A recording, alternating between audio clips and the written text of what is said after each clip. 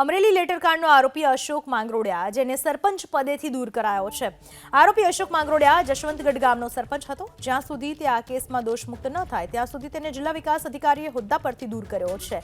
અમરેલી તાલુકા પંચાયતના પ્રમુખ કિશોર કાનપરિયાના નામવાળો નકલી લેટરપેડ સોશિયલ મીડિયામાં વાયરલ થયો હતો, જેમાં અમરેલીના ધારાસભ્ય કૌશિક વેકરિયા સામે ગંભીર આરોપ લગાવાયા હતા। પોલીસે આ કેસમાં ભાજપના પૂર્વ હોદ્દેદાર સહિત 4 આરોપીઓની ધરપકડ કરી, જેમાં જશવંતગઢ ગામનો સરપંચ અશોક માંગરોડિયા પણ સામેલ છે। અમરેલી જિલ્લા વિકાસ અધિકારીની આરોપી સરપંચ સામે કાર્યવાહી, જ્યાં સુધી તે આરોપ મુક્ત ન થાય ત્યાં સુધી તેમને સરપંચ પદેથી હટાવવામાં આવ્યા છે। અમરેલી લેટરકાંડ મુદ્દે વધુ એક કાર્યવાહી, આરોપી અશોક માંગરોડિયાની સરપંચ પદેથી હકાલપટ્ટી કરવામાં આવી છે। જ્યાં સુધી તે આરોપ મુક્ત ન થાય ત્યાં સુધી ગામના સરપંચ પદેથી સસ્પેન્ડ કરાયા છે આરોપી અશોકને। આ વિશે વધુ માહિતી આપવા આપણી સાથે જોડાઈ ચૂક્યા છે મારા સંવાદદાતા હરેશ ખુમાણ। હરેશ, શું કાર્યવાહી કરવામાં આવી છે આ લેટરકાંડના મામલાને લઈને? અત્યાર સુધીમાં કેટલા લોકો સામેની કાર્યવાહી?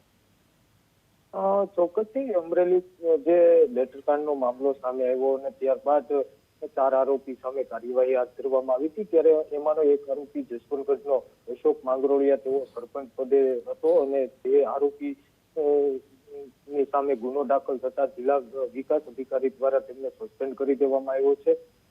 થોડા દિવસ પહેલા તેમને સસ્પેન્ડ કરવાની નોટિસ પણ આપવામાં આવી હતી, પરંતુ તેમના ખુલાસા માંગવામાં આવ્યા હતા। ત્યારે ગુજરાત પંચાયત અધિનિયમ 1993 ની કલમ 59 હેઠળ હોદ્દા પરથી દૂર કરવાનો હુકમ જિલ્લા વિકાસ અધિકારી પંડ્યાએ કર્યો છે। ત્યારે અશોક માંગરોડિયા ઉપરના કેસમાં દોષ મુક્ત ન થાય ત્યાં સુધી હોદ્દા પર મોકૂફ કર્યો છે।